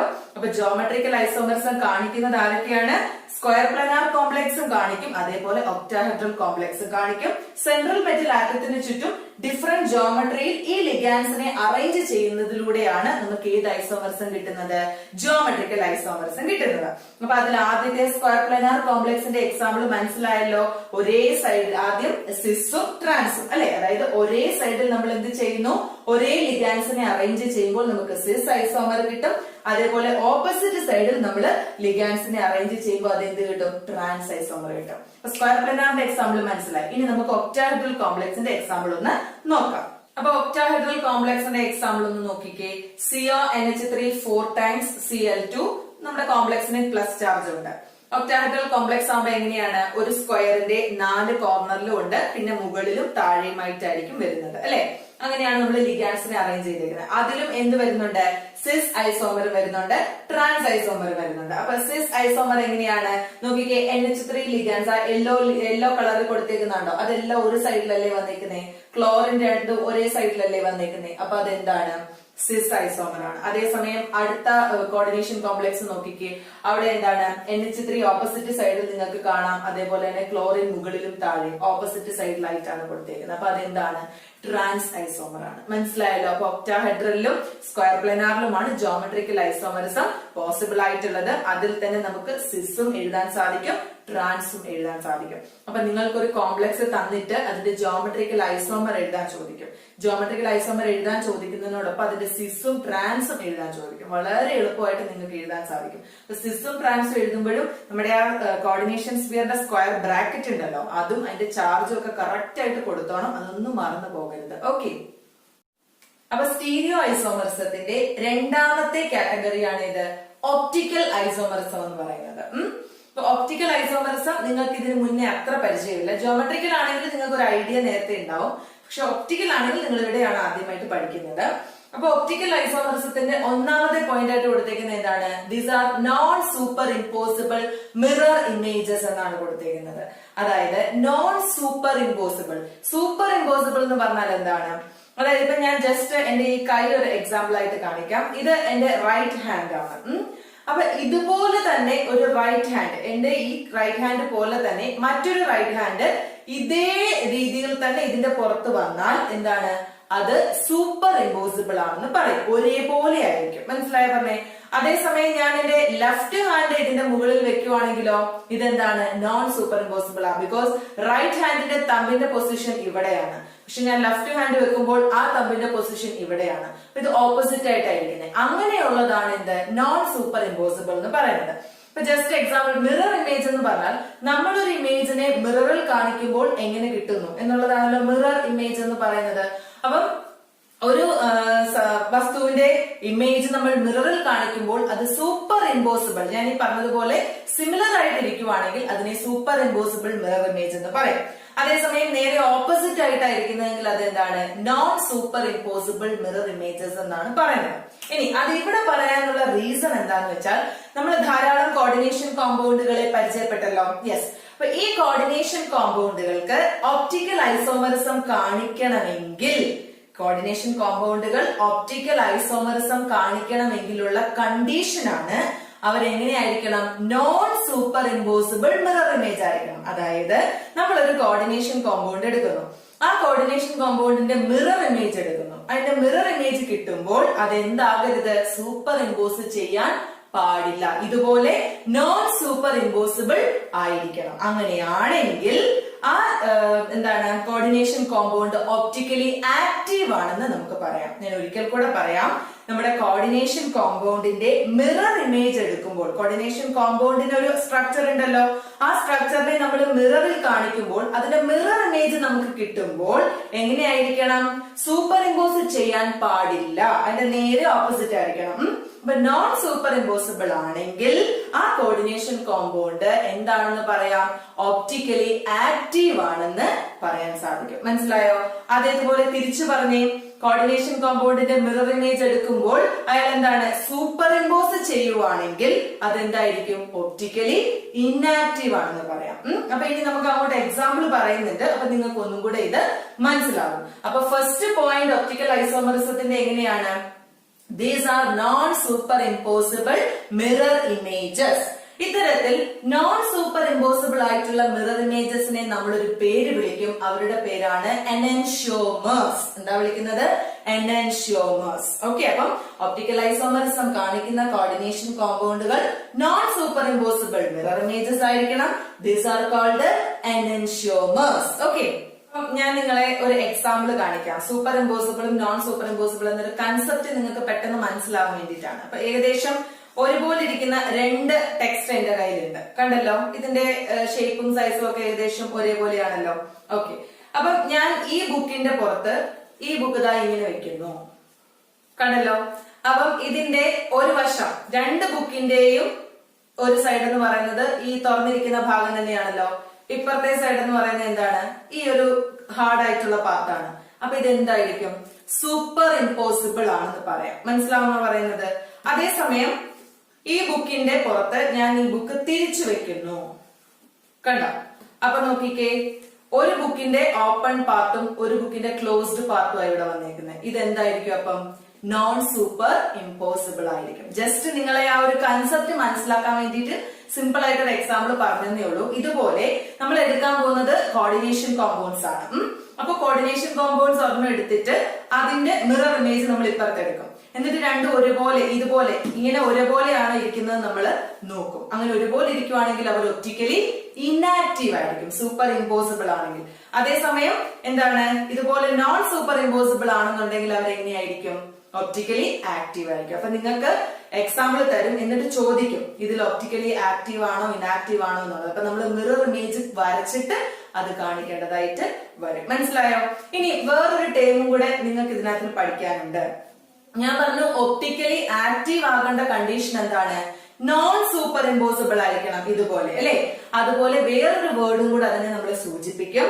ഒപ്റ്റിക്കലി ആക്റ്റീവ് ആണെങ്കിൽ നോൺ സൂപ്പർ ഇമ്പോസിബിൾ ആയിരിക്കണം. ആ നോൺ സൂപ്പർ ഇമ്പോസിബിൾ ആയിട്ടുള്ള മോളിക്യൂൾസിനെ കൈറാൽ മോളിക്യൂൾ എന്നാണ് വിളിക്കുന്നത്. കൈറാൽ CHIRAL, കൈറാൽ മോളിക്യൂൾസ്. എന്താ പറഞ്ഞത്, non superimposable mirror images ആണ്. അങ്ങനെയുള്ള മോളിക്യൂൾ ആണെങ്കിൽ അവർ ഒപ്റ്റിക്കലി ആക്റ്റീവ് ആയിരിക്കും. അവരെ എന്താ വിളിക്കുന്നത്? കൈറാൽ മോളിക്യൂൾ ആണെന്ന് നമ്മൾ പറയും. മനസ്സിലായോ? അതേസമയം തിരിച്ച് സൂപ്പർ ഇമ്പോസിബിൾ മിറർ ഇമേജസ് ആണെങ്കിൽ അവർ ഒപ്റ്റിക്കലി ഇനാക്റ്റീവ് ആയിരിക്കും അല്ലെ. അങ്ങനെയുള്ളവരെ എന്താ വിളിക്കുന്നത്? എക്കൈറാൽ. കൈറാൽ എന്ന വേർഡിന് മുന്നേ ഒരു എയും കൂടെ ചേർക്കണം. അപ്പൊ എക്കൈറാൽ എന്ന് വരും. ഇതുപോലെ സൂപ്പർ ഇമ്പോസിബിൾ മിറർ ഇമേജസ് ആണെങ്കിൽ അവർ ഒപ്റ്റിക്കലി ഇനാക്റ്റീവ് ആയിരിക്കും. അങ്ങനെയുള്ള മോളിക്യൂൾസിനെ എന്ത് വിളിക്കും? എക്കൈറാൽ മോളിക്യൂൾസ് എന്ന് വിളിക്കും. അപ്പൊ പരീക്ഷയ്ക്ക് നിങ്ങളോട് ചോദിക്കുന്നത് ഇതിൽ കൈറാൽ ഏതാണ്, എക്കൈറാൽ ഏതാണെന്ന് കണ്ടുപിടിക്കാനായിരിക്കും. അപ്പൊ നമുക്കത് ഒരു ജസ്റ്റ് എക്സാമ്പിളും കൂടെ വരുമ്പോൾ പറഞ്ഞുതരാം. ഓക്കെ, അപ്പൊ നമ്മൾ പറഞ്ഞു നിർത്തിയത് ഒപ്റ്റിക്കലി ആക്റ്റീവ് ആയിട്ടുള്ള മോളിക്യൂൾസ് എങ്ങനെയായിരിക്കും? കൈറാൽ ആയിരിക്കും എന്ന് പറഞ്ഞു അല്ലെ. ഈ കൈറാൽ മോളിക്യൂളിനെ രണ്ട് രീതിയിൽ നമുക്ക് തിരിക്കാൻ പറ്റും. ഞാനൊരു യെല്ലോ കളറിൽ റെപ്രസെന്റ് ചെയ്തിട്ടുണ്ട്. ഒന്ന് ഡെക്സ്ട്രോ, അതുപോലെ തന്നെ മറ്റൊന്ന് ലീവോ. എന്തിന്റെ അടിസ്ഥാനത്തിലാണ് കൈറാൽ മോളിക്യൂൾസിനെ രണ്ടായിട്ട് ഡിവൈഡ് ചെയ്തേക്കുന്നതെന്ന് ചോദിച്ചാൽ നിങ്ങൾ അതിന്റെ ഒരുപാട് ഡീറ്റെയിലേക്ക് പോകണ്ട എങ്കിലും പോളറൈസ്ഡ് ലൈറ്റ് എന്ന് പറഞ്ഞൊരു സംഭവമുണ്ട്. Polarised light. ഈ പോളറൈസ്ഡ് ലൈറ്റിൽ കൂടെ നമ്മൾ ഈ മോളിക്യൂളിനെ കടത്തിവിടുന്നു. ഈ കോർഡിനേഷൻ മോളിക്യൂളിനെ നമ്മൾ കൈറാൽ മോളിക്യൂളിനെ നമ്മൾ പാസ് ചെയ്യുന്നു. പോളറൈസ്ഡ് ലൈറ്റ് അവരിലൂടെ കടത്തിവിടുന്നു. അങ്ങനെ നമ്മൾ പാസ് ചെയ്യുന്ന സമയത്ത് ഈ പോളറൈസ്ഡ് ലൈറ്റിനെ രണ്ട് ഡയറക്ഷനിലേക്ക് തിരിക്കാൻ പറ്റും. ഒന്ന് റൈറ്റിലേക്കും ഒന്ന് ലെഫ്റ്റിലേക്കും. അപ്പൊ നമ്മള് ഒരു കൈറാൽ മോളിക്യൂളിലൂടെ ഈ പോളറൈസ്ഡ് ലൈറ്റിനെ കടത്തി വിടുമ്പോൾ ആ മോളിക്യൂള് ഈ ലൈറ്റിനെ റൈറ്റിലേക്കാണ് റൊട്ടേറ്റ് ചെയ്യിക്കുന്നതെങ്കിൽ ആ മോളിക്യൂളിനെ വിളിക്കുന്ന പേരെന്താണ്? ഡെക്സ്ട്രോ എന്നാണ്. അതേസമയം പ്ലെയിൻ പോളറൈസ്ഡ് ലൈറ്റിനെ ആ പർട്ടിക്കുലർ കൈറാൽ മോളിക്യൂള് ലെഫ്റ്റിലേക്കാണ് തിരിക്കുന്നതെങ്കിൽ അതിനെ വിളിക്കുന്ന പേരാണ് എന്ത്? ലീവോ എന്ന് പറയുന്നത്. Left for laevo, L for L. ആ ഒരു രീതിയിൽ ഓർത്തിരുന്നാൽ മതി. ഒരിക്കൽ കൂടെ ഞാൻ പറയാം. കൈറാൽ മോളിക്യൂൾസിന് പ്ലെയിൻ പോളറൈസ്ഡ് ലൈറ്റിനെ റൊട്ടേറ്റ് ചെയ്യിക്കാനുള്ള കഴിവുണ്ട്. ഇപ്പൊ പ്ലെയിൻ പോളറൈസ്ഡ് ലൈറ്റ് ഉണ്ടാവുന്നതിന്റെ സ്റ്റഡീസ് ഒക്കെ ഉണ്ട്. അപ്പൊ അത്രയും ഡീറ്റെയിൽസ് നിങ്ങൾക്ക് വേണ്ട. അപ്പൊ പ്ലെയിൻ പോളറൈസ്ഡ് ലൈറ്റിനെ റൊട്ടേറ്റ് ചെയ്യിക്കാനുള്ള എബിലിറ്റി ആർക്കുണ്ട്? കൈറാൽ മോളിക്യൂൾസിനുണ്ട് എന്ന് പറഞ്ഞു. അപ്പൊ ആ റൊട്ടേഷന്റെ ബേസിസിലാണ് കൈറാൽ മോളിക്യൂൾസിനെ വീണ്ടും നമ്മൾ രണ്ടായിട്ട് തിരിച്ചിരിക്കുന്നത്. എങ്ങനെ? ഈ കൈറാൽ മോളിക്യൂള് നമ്മുടെ പ്ലെയിൻ പോളറൈസ്ഡ് ലൈറ്റിനെ റൈറ്റിലേക്കാണ് റൊട്ടേറ്റ് ചെയ്യിക്കുന്നതെങ്കിൽ such type of molecules are known as dextro. Small letter D കൊണ്ട് നമുക്ക് റെപ്രസെന്റ് ചെയ്യാം. അതേസമയം പ്ലെയിൻ പോളറൈസ്ഡ് ലൈറ്റിനെ നമ്മുടെ കൈറാൽ മോളിക്യൂള് ലെഫ്റ്റിലേക്കാണ് തിരിക്കുന്നതെങ്കിൽ അത്തരം മോളിക്യൂൾസിനെ എന്ത് വിളിക്കും? ലീവോ ആണെന്ന് പറയും. നമുക്ക് സ്മോൾ ലെറ്റർ എൽ കൊണ്ട് അതിനെ റെപ്രസെന്റ് ചെയ്യാൻ സാധിക്കും. അപ്പൊ ആ ഒരു കൺസെപ്റ്റ് മനസ്സിലായല്ലോ. അപ്പൊ ഒപ്റ്റിക്കൽ ഐസോമേഴ്സിന്റെ വളരെ ഇമ്പോർട്ടന്റ് ആയിട്ടുള്ള ഒരു പ്രത്യേകത കൂടിയാണ് അത്. അതേപോലെ തന്നെ ഒപ്റ്റിക്കൽ ഐസോമറിസം കാണിക്കുന്നത് എല്ലാ കോർഡിനേഷൻ കോമ്പൗണ്ട്സും ഒപ്റ്റിക്കൽ ഐസോമറിസം കാണിക്കത്തില്ല. എങ്ങനെയുള്ളതാണ് കാണിക്കുന്നത്? ഡൈഡെന്റേറ്റ് ലിഗാൻസ് ഉള്ള കോർഡിനേഷൻ കോമ്പൗണ്ടുകളാണ് എന്ത് കാണിക്കുന്നത്? ഒപ്റ്റിക്കൽ ഐസോമറിസം കാണിക്കുന്നത്. മനസ്സിലായല്ലോ. ഒപ്റ്റിക്കൽ ഐസോമറിസം എല്ലാ കോർഡിനേഷൻ കോമ്പൗണ്ട്സും കാണിക്കത്തില്ല. ഡൈഡെന്റേറ്റ് ലിഗാൻസ് ഉള്ള കോമ്പൗണ്ടുകൾ അല്ലെങ്കിൽ കോംപ്ലക്സുകൾ മാത്രമാണ് എന്ത് കാണിക്കുന്നത്? ഒപ്റ്റിക്കൽ ഐസോമറിസം കാണിക്കുന്നത്. അപ്പൊ ഇനി നമുക്ക് അതിന്റെ എക്സാമ്പിളും കൂടെ ഒന്ന് ചെക്ക് ചെയ്യാം. അപ്പൊ ഇവിടെ ഒപ്റ്റിക്കൽ ഐസോമറിസം കാണിക്കാനായിട്ട് ഞാനൊരു എക്സാമ്പിൾ കൊടുത്തിട്ടുണ്ട്. അപ്പൊ ഞാൻ ഓൾറെഡി നിങ്ങളോട് പറഞ്ഞു കഴിഞ്ഞു ഒപ്റ്റിക്കൽ ഐസോമറിസം കാണിക്കുന്ന കോർഡിനേഷൻ കോംപ്ലക്സ് എങ്ങനെയുള്ളതാണ്? ഡൈഡെന്റേറ്റ് ലിഗാൻസ് വരുന്ന കോംപ്ലക്സുകളാണ് ഒപ്റ്റിക്കൽ ഐസോമറിസം കാണിക്കുന്നത് എന്ന് പറഞ്ഞു. അപ്പൊ ഇവിടെ COEN ത്രൈസ് 3+ എന്ന് പറഞ്ഞൊരു എക്സാമ്പിൾ കൊടുത്തിട്ടുണ്ട്. അപ്പൊ അതിന്റെ ഒരു ഫിഗർ, ഒരു സ്ട്രക്ചറൽ റെപ്രസെന്റേഷൻ ആണ് ഇവിടെ കൊടുത്തിരിക്കുന്നത്. ഡൈഡെന്റേറ്റ് ആയതുകൊണ്ടാണ് ഈ ബോണ്ട് ഇങ്ങനെ ഒരു ഫ്ലവർ പോലെ നിങ്ങളെ കാണിച്ചിരിക്കുന്നത്. കാരണം ഈതൈൻ 1,2 ഡയമീൻ ആണ് EN. അപ്പൊ അത് അത്രയും വലിയ മോളിക്യൂൾ ആയതുകൊണ്ട് നമ്മൾ അതിനെ ഈ രീതിയിലാണ് ഡയഗ്രമാറ്റിക് റെപ്രസെന്റേഷൻ കൊടുത്തിരിക്കുന്നത്. രണ്ട് ഡോണർ ആറ്റം വഴി ബോണ്ട് കാണിക്കണ്ടേ? അപ്പൊ അതാണ് ആ ഒരു രണ്ട് ലൈൻസ് വന്നിട്ട് അതിങ്ങനെ കണക്ട് ചെയ്തിരിക്കുന്നത്. മനസ്സിലായല്ലോ. അപ്പൊ നിങ്ങൾ ആദ്യത്തെ ഫിഗർ നോക്കുക. ഡെക്സ്ട്രോ നോക്കിക്കേ. ആദ്യത്തെ ഫിഗർ നോക്കുമ്പോഴത്തേക്ക് നിങ്ങൾക്ക് എവിടെ കാണാൻ പറ്റും? ഒരു 3 വശത്തായിട്ട് നമ്മൾ ആ 3 EN മോളിക്യൂൾസ് കൊടുത്തിട്ടുണ്ട്. അതിന്റെ കഴിഞ്ഞിട്ട് ഡോട്ടഡ് ലൈനിന്റെ അപ്പുറത്ത് ലീവോ കാണിച്ചിരിക്കുന്നത് എന്താണ്? അതിന്റെ മിറർ ഇമേജസ് ആണ്. നോക്കിക്കേ, ഈ രണ്ട് ഫിഗർ കൂടെ നിങ്ങൾ വളരെ ക്ലോസ് ആയിട്ടൊന്ന് കമ്പയർ ചെയ്ത് നോക്കുക. കമ്പയർ ചെയ്ത് നോക്കുമ്പോൾ ആദ്യത്തെ ഫിഗറിന്റെ പൊസിഷന്റെ നേരെ ഓപ്പോസിറ്റ് പൊസിഷൻസിലാണ് ഈ ലിഗാൻസ് അപ്പുറത്ത് വന്നേക്കുന്നത്. ശ്രദ്ധിച്ച് നോക്കിയാൽ മനസ്സിലാവും. അപ്പൊ ഇതെന്താണ്? അപ്പൊ അങ്ങനെ കിട്ടി. അതിനുശേഷം ഈ രണ്ട് ഇമേജും കൂടെ നമ്മൾ ഒന്നിനു മുകളിൽ ഒന്ന് വെച്ച് നോക്കിയാൽ സൂപ്പർ ഇമ്പോസ് ചെയ്യുമോ? ഇല്ല. കാരണം ആദ്യത്തെ ഇമേജിന്റെ നേരെ ഓപ്പോസിറ്റ് പൊസിഷൻ അല്ലേ രണ്ടാമത്തേത്. അപ്പൊ ഇതെങ്ങനെയാ? നോൺ സൂപ്പർ ഇമ്പോസിബിൾ ആയിട്ടാണ് കിട്ടിയിരിക്കുന്നത് അല്ലെ. അതുകൊണ്ട് ഈ മോളിക്യൂൾ എന്താണെന്ന് പറയാം? ഒപ്റ്റിക്കലി ആക്റ്റീവ് ആണെന്ന് പറയാം, കൈറൽ ആണെന്ന് പറയാം. മനസ്സിലായല്ലോ? അപ്പൊ അങ്ങനെ നിങ്ങൾക്ക് ഈ ഒരു മോളിക്യൂൾ ഇങ്ങനെ തരും, ഇതുപോലെ ഒരു മോളിക്യൂൾ തരും അല്ലെങ്കിൽ കോംപ്ലക്സ് തരും. എന്നിട്ട് നിങ്ങളോട് ചോദിക്കും ഇത് ഒപ്റ്റിക്കലി ആക്റ്റീവ് ആണെന്ന് നിങ്ങൾ എങ്ങനെ പറയും എന്ന് ചോദിക്കും. അപ്പൊ നിങ്ങൾ ഈ രണ്ട് ഫിഗറും വരച്ചതിന് ശേഷം പറയുക ഇവര് നോൺ സൂപ്പർ ഇമ്പോസിബിൾ ആയതുകൊണ്ട് എന്താണ് ഒപ്റ്റിക്കലി ആക്റ്റീവ് ആണെന്ന് പറയുക. മനസ്സിലായല്ലോ? ഓക്കെ, അപ്പൊ ഞാനിവിടെ വേറൊരു ക്വസ്റ്റ്യൻ കൊടുത്തിട്ടുണ്ട്. Out of the following to coordination entities which is കൈറാൽ, അതായത് ഒപ്റ്റിക്കലി ആക്റ്റീവ് ഏതാണ്? അതായത് ഇവിടെ രണ്ട് കോർഡിനേഷൻ എൻറ്റൈറ്റീസ് ഉണ്ട്. രണ്ടാമത്തെ ഞാൻ കാണിക്കാം. ആദ്യത്തെ ഒരെണ്ണം ഇവിടെ കൊടുത്തിട്ടുണ്ട്. ഏതാണ്? സിസ് CrCl2OX2 3- ഇങ്ങനെ ഒരു കോംപ്ലക്സ് ആണ് ആദ്യം നിങ്ങൾക്ക് കൊടുത്തേക്കുന്നത്. അപ്പം ഇതാണോ? അതുപോലെ അടുത്ത ഒരിടത്ത് ഇതിന്റെ തന്നെ ട്രാൻസ് വരുന്നുണ്ട്. ഈ രണ്ട് മോളിക്യൂൾ എടുത്തിട്ട് ഇതിൽ ഏതാണ് ഒപ്റ്റിക്കലി ആക്റ്റീവ് എന്ന് നിങ്ങൾ കണ്ടുപിടിക്കാനാണ് നമ്മുടെ ചോദ്യം. അപ്പൊ ആദ്യം സിസ് നോക്കാം. നിങ്ങൾക്കറിയാലോ സിസും ട്രാൻസും എങ്ങനെയാ വരുന്നതെന്ന്. ലിഗാൻഡിന്റെ പൊസിഷൻ എവിടെ വരുന്നു എന്നുള്ള കാര്യം അറിയാം. സിസ് ആണെങ്കിൽ എങ്ങനെ വരും? ഒരേ സൈഡിൽ വരും. ട്രാൻസ് ആണെങ്കിൽ എങ്ങനെ വരും? ഓപ്പോസിറ്റ് സൈഡിൽ വരും എന്നുള്ള കാര്യം അറിയാം. അപ്പൊ നമുക്ക് ആദ്യം ഇതിന്റെ ഒരു സെക്ഷൻ വരച്ചു നോക്കാം. സിസ് CrCl2OX2 3- എന്നാണ് ആദ്യം ഞാൻ വരച്ചിരിക്കുന്നത്. കണ്ടല്ലോ, എന്താണ് OX ഓക്സലേറ്റോ ഗ്രൂപ്പ് രണ്ടും എവിടെയാ വന്നേക്കുന്നത്? ഒരു സൈഡിലും. Cl ലിഗാൻഡ് രണ്ടും എവിടെയാ വന്നേക്കുന്നത്? ഒരു സൈഡിലോ വന്നേക്കുന്നത്. ഓക്കെ, ഇനി ഇതിന്റെ മിറർ ഇമേജ് ഒന്ന് വരച്ചു നോക്കിക്കേ. മിറർ ഇമേജ് ആണ് ഡോട്ടഡ് ലൈൻ. ഈ സിസിന്റെ തന്നെ മിറർ ഇമേജ് ആണ് ഡോട്ടഡ് ലൈനിന്റെ അപ്പുറത്ത് കൊടുത്തേക്കുന്നത്. നോക്കിക്കേ, എന്ത് പറ്റി? ഇവിടെ കണ്ടതിന്റെ പൊസിഷന്റെ നേരെ ഓപ്പോസിറ്റ് അല്ലേ അപ്പുറത്ത് വന്നത്? ഇവിടെ ഈ സൈഡിലായിരുന്ന ക്ലോറിൻസ് രണ്ടും ഇപ്പുറത്തെ സൈഡിലേക്ക് വന്നത് ശ്രദ്ധിച്ചോ? അതുപോലെ തന്നെ OXന്റെ പൊസിഷന് മാറിയത് കണ്ടല്ലോ. അപ്പൊ ഇത് നോൺ സൂപ്പർ ഇമ്പോസിബിൾ അല്ലേ? ഈ രണ്ട് മോളിക്കൂൾ ഒന്നിന് പുറത്ത് ഒരെണ്ണം എടുത്തു വെച്ച് കഴിഞ്ഞാൽ സൂപ്പർ ഇമ്പോസ് ചെയ്യുവോ? ഇല്ലല്ലോ, ഓപ്പോസിറ്റ് പൊസിഷനിലല്ലേ കിട്ടിയേക്കുന്നത്. അപ്പൊ ഇതെന്താണ്? Non superimposable mirror image ആയതുകൊണ്ട് ഇയാൾ എന്താണ്? ഒപ്റ്റിക്കലി ആക്റ്റീവ് ആണ്, അല്ലെങ്കിൽ കൈറാൽ ആണെന്ന് പറയാം. ഏതാ? ഈ കൊടുത്തിരിക്കുന്ന കോംപ്ലക്സിന്റെ സിസിന്റെ കാര്യമാണ് പറഞ്ഞത്. ഇനി ഇതിന്റെ നേരെ ട്രാൻസിന്റെ നമുക്കൊന്ന് നോക്കാം. അപ്പൊ ട്രാൻസിന്റെ നോക്കിക്കേ. ട്രാൻസ് CrCl2OX2 3- ട്രാൻസ് ആകുമ്പോഴത്തേക്കും ലിഗാൻസ് ഓപ്പോസിറ്റ് പൊസിഷനിൽ വന്നു. ഒരു Cl മുകളിലും ഒരു Cl താഴെയും. OX ലിഗാൻസ് രണ്ടും അപ്പുറത്തും ഇപ്പുറത്തും ആയിട്ടാണ് കൊടുത്തിരിക്കുന്നത്. ഈ ട്രാൻസിന്റെ തന്നെ മിറർ ഇമേജ് ഒന്ന് എടുത്ത് നോക്കിക്കേ. എന്ത് പറ്റും? ഇത് രണ്ടും അങ്ങോട്ടും ഇങ്ങോട്ടും മാറിയാലും ഇത് തന്നെയല്ലേ എവിടെയും കിട്ടുന്നത്? മിററിൽ കാണിക്കുമ്പോൾ ഇവിടെ ഇരിക്കുന്ന രണ്ട് OXകൾ അങ്ങോട്ട് മാറിയാലും മുകളിലും താഴെ ഇരിക്കുന്ന ക്ലോറിൻസ് ഇങ്ങനെ പോയാലും എന്ത് തന്നെയാണ് കിട്ടുന്നത്? ഇതേ ഫിഗർ തന്നെയാണ് കിട്ടുന്നത് അല്ലെ? അപ്പം ഈ രണ്ട് മോളിക്യൂൾസ് ഒന്നിന് പുറത്ത് വേറൊന്ന് എടുത്തു വെച്ചാൽ എന്താ വല്ല മാറ്റവും വരുന്നുണ്ടോ? സെയിം ആയിട്ട് തന്നെയല്ലേ കിട്ടുന്നേ, ഓപ്പോസിറ്റ് ഒന്നും അല്ലല്ലോ. അപ്പൊ ഇതെന്താണ്? സൂപ്പർ ഇമ്പോസിബിൾ മിറർ ഇമേജ് ആണ്. അപ്പൊ ഇത് എന്തായിരിക്കും? ഒപ്റ്റിക്കലി ഇനാക്റ്റീവ് ആണ്, എക്കൈറാൽ ആണ് അല്ലെ? അപ്പൊ നമ്മളോട് ചോദിച്ച ക്വസ്റ്റ്യൻ എന്തായിരുന്നു? ഈ രണ്ട് കോർഡിനേഷൻ എൻറ്റൈറ്റീസ് തന്നിട്ട് ഇതിൽ ഏതാണ് ഒപ്റ്റിക്കലി ആക്റ്റീവ് അല്ലെങ്കിൽ കൈറാൽ ഏതാണെന്നാണ് നമ്മളോട് ചോദിച്ചത്. ഏതാണ്? അപ്പം സിസ് ആയിരുന്നു കൈറാലായിട്ട് നമുക്ക് കിട്ടിയത്. കാരണം ട്രാൻസ് എന്താണ്? സൂപ്പർ ഇമ്പോസിബിൾ ആയതുകൊണ്ട് അയാള് എക്കൈറാൽ അല്ലെങ്കിൽ ഒപ്റ്റിക്കലി ഇനാക്റ്റീവ് ആയിരിക്കും. അപ്പൊ നിങ്ങളോട് എക്സാമിന് ഈ രീതിയിലായിരിക്കും ചോദിക്കുന്നത്. ഏതെങ്കിലും ഒരു കോംപ്ലക്സ് തരും, എന്നിട്ട് അതിന്റെ സിസ് ആണോ ട്രാൻസ് ആണോ ഒപ്റ്റിക്കലി ആക്റ്റീവ് എന്ന് ചോദിക്കും. സിസിന്റെയും ട്രാൻസിന്റെയും മിറർ ഇമേജ് ഉൾപ്പെടെ വരച്ചു കാണിച്ചിട്ട് വേണം നിങ്ങൾ ആ എക്സ്പ്ലനേഷൻ കൊടുക്കാൻ. അതല്ല എങ്കിൽ ജനറൽ ആയിട്ട് ഒരു മോളിക്യൂൾ തന്നിട്ട് ഇതിന്റെ ഫിഗർ വരച്ച് കാണിക്കാൻ ചോദിക്കും. ഒപ്റ്റിക്കൽ ഐസോമർ വരച്ച് കാണിക്കാനായിട്ട് ചോദിക്കും. മനസ്സിലായല്ലോ? അപ്പൊ ഈ രീതിയിലാണ് optical isomerism of coordination complexes നമ്മൾ പറയുന്നത്. പോയിന്റുകൾ ഏതൊക്കെയാണെന്ന് ഓർമ്മയുണ്ടല്ലോ? ഒപ്റ്റിക്കൽ ഐസോമറിസം കാണിക്കണമെങ്കിൽ എന്താണ് condition? Yes, non superimposable mirror images ആയിരിക്കണം. അവരെ നമ്മൾ എന്താ ജനറലി വിളിച്ചത്? എനൻഷ്യോമേഴ്സ് എന്നാണ് ഐസോമേഴ്സിനെ വിളിച്ചത് അല്ലെ? അത് കഴിഞ്ഞിട്ട് എന്താ പറഞ്ഞത്?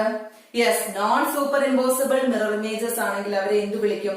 കൈറാൽ എന്ന് വിളിക്കും. സൂപ്പർ ഇമ്പോസിബിൾ ആണെങ്കിൽ അവരെ എന്ത് വിളിക്കും? എക്കൈറാൽ എന്ന് വിളിക്കും. അതിനുശേഷം കൈറാലിനെ തന്നെ നമ്മൾ എന്ത് ചെയ്തു? പിന്നെയും രണ്ട് രീതിയിൽ ക്ലാസിഫൈ ചെയ്തു. എന്തിന്റെ അടിസ്ഥാനത്തിലായിരുന്നു? പ്ലെയിൻ പോളറൈസ്ഡ് ലൈറ്റിനെ റൊട്ടേറ്റ് ചെയ്യുന്ന ഡയറക്ഷന്റെ അടിസ്ഥാനത്തിൽ അല്ലെ? റൈറ്റിലേക്ക് റൊട്ടേറ്റ് ചെയ്താൽ അത് ഡെക്സ്ട്രോ ആയിരുന്നു, ലെഫ്റ്റിലേക്ക് റൊട്ടേറ്റ് ചെയ്താൽ അത് ലിയോ ആയിരുന്നു. അതേപോലെ തന്നെ എല്ലാ കോംപ്ലക്സുകളും ഒപ്റ്റിക്കൽ ഐസോമറിസം കാണിക്കുവോ?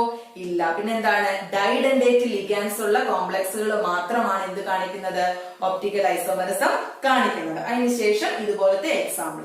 അപ്പൊ നിങ്ങൾ ഇത് പഠിക്കുന്ന സമയത്ത് ഇത് വരച്ച് തന്നെ ബോധ്യപ്പെട്ടു പോകണം, എങ്കിൽ മാത്രമേ മനസ്സിലാവത്തുള്ളൂ. ക്ലിയർ ആയല്ലോ? അപ്പൊ ഇതോടുകൂടി നമ്മുടെ ഒപ്റ്റിക്കൽ ഐസോമറിസം എന്ന കാറ്റഗറി തീർന്നു. അപ്പൊ സ്റ്റീരിയോ ഐസോമറിസത്തിന് രണ്ട് സെക്ഷൻ ആയിരുന്നു ഉണ്ടായിരുന്നത്. ഏതൊക്കെയായിരുന്നു? ജോമെട്രിക്കൽ ഐസോമറിസവും ഒപ്റ്റിക്കൽ ഐസോമറിസവും. ഈ രണ്ട് കാറ്റഗറി ഇവിടെ കഴിഞ്ഞു. അതോടുകൂടി കോംപ്ലക്സുകളുടെ ഐസോമറിസം എന്ന് പറയുന്ന ഒരു സെക്ഷൻ ഇവിടെ തീരുകയാണ്. ഓക്കെ, അപ്പൊ നമ്മൾ ഇത്രയും നേരവും പറഞ്ഞുകൊണ്ടിരുന്നത് വെർണേഴ്സ് തിയറി ബേസ് ചെയ്തിട്ടാണ്. തുടക്കത്തിൽ നമ്മൾ വെർണേഴ്സ് തിയറിയുടെ പോസ്റ്റുലേറ്റുകളൊക്കെ പറഞ്ഞത് ഓർമ്മയുണ്ടല്ലോ. അന്നേരം ഞാൻ പറഞ്ഞു വെർണർ കണ്ടുപിടിച്ച കുറെ കോർഡിനേഷൻ കോമ്പൗണ്ടുകളുമായി ബന്ധപ്പെട്ട കാര്യങ്ങളാണ് നമ്മൾ പറഞ്ഞുകൊണ്ടിരിക്കുന്നതെന്ന് പറഞ്ഞായിരുന്നു. അപ്പൊ ഇതുവരെ നമ്മൾ പറഞ്ഞത് ആ തിയറിനെ ബേസ് ചെയ്തിട്ടുള്ള കാര്യമാണ്. പക്ഷേ വെർണേഴ്സ് തിയറിക്ക് രണ്ട് ഡീമെറിറ്റുകളും കൂടെ ഉണ്ട്. അപ്പൊ ഡീമെറിറ്റ് ഏതൊക്കെയാണെന്ന് ചോദിച്ചു കഴിഞ്ഞാല് വെർണറിന്റെ പോസ്റ്റുലേറ്റിൽ പറയുന്നുണ്ട് എലമെന്റ്സ് എന്ത് ചെയ്യുന്നുണ്ട്, കോർഡിനേഷൻ കോമ്പൗണ്ട്സിനെ ഫോം ചെയ്യുന്നു എന്ന് പറയുന്നു, കോംപ്ലക്സുകളെ ഫോം ചെയ്യുന്നു എന്ന് പറയുന്നു. എന്തുകൊണ്ടാണ് ട്രാൻസിഷൻ എലമെന്റ്സ് ഈ കോംപ്ലക്സുകളെ ഫോം ചെയ്യുന്നത് എന്നുള്ള ഒരു വ്യക്തമായിട്ടുള്ള ഒരു എക്സ്പ്ലനേഷൻ ആർക്ക് കൊടുക്കാൻ സാധിച്ചില്ല? ആൽഫ്രഡ് വെർണറിന്റെ തിയറിക്ക് കൊടുക്കാനായിട്ട് സാധിച്ചില്ല. Why certain elements form coordination complexes എന്നുള്ളതിന് ഒരു എക്സാക്ട് എക്സ്പ്ലനേഷൻ കൊടുക്കാൻ വെർണേഴ്സിന്റെ തിയറിക്ക് കഴിഞ്ഞിട്ടില്ല. അതുപോലെ ഇത്രയും നമ്മൾ പഠിച്ച എവിടെയെങ്കിലും നിങ്ങൾ കോർഡിനേഷൻ കോംപ്ലക്സിന്റെ മാഗ്നറ്റിക് ബിഹേവിയർ പറയുന്നത് കേട്ടായിരുന്നോ? ഇല്ല. അപ്പൊ വെർണേഴ്സ് തിയറിയിൽ എവിടെയും എന്ത് പറയുന്നില്ല? മാഗ്നറ്റിക് ബിഹേവിയർ ഓഫ് കോർഡിനേഷൻ കോംപ്ലക്സുകളെ കുറിച്ച് പറയുന്നില്ല. അവർ മാഗ്നറ്റിക് ബിഹേവിയർ കാണിക്കുന്നവരാണ്, പക്ഷെ അതിനെക്കുറിച്ച് വെർണറുടെ തിയറിയിൽ എവിടെയും മെൻഷൻ ചെയ്തിട്ടില്ല. അപ്പൊ ഇത് രണ്ടുമാണ് വെർണേഴ്സ് കോർഡിനേഷൻ തിയറിയുടെ പ്രധാനപ്പെട്ട ഡീമെറിറ്റ്സ് എന്ന് പറയുന്നത്. അപ്പൊ ഇതോടുകൂടി നമ്മുടെ വെർണേഴ്സ് തിയറിയുടെ കാര്യങ്ങൾ ഇവിടെ അവസാനിക്കുകയാണ്. ഇതിന് ശേഷം നമുക്ക് അടുത്ത തിയറി ഏതാണെന്ന് നോക്കാം.